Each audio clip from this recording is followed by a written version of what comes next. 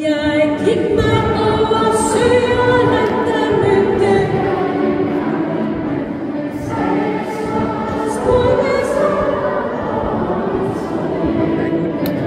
jeg var hjemme i Hoppeland, Hoppeland, Hoppeland, og alle dem som hoppede, de var hjemme i Hoppeland. Ja, lige et øjeblik.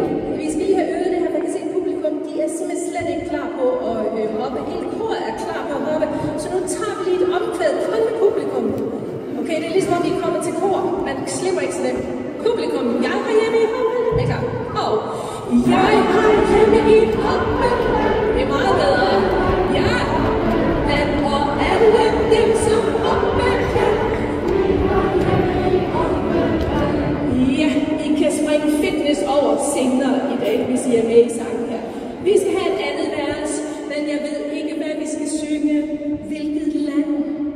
Er der nogen, der har et forslag? Er der nogen, der har et forslag?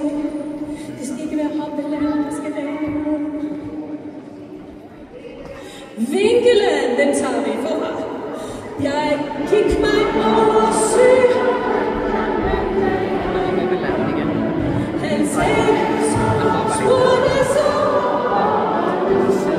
Vinkeland, jeg har Vinkeland,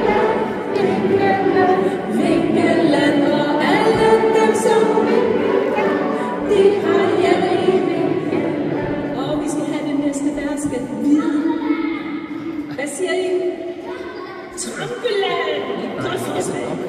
Og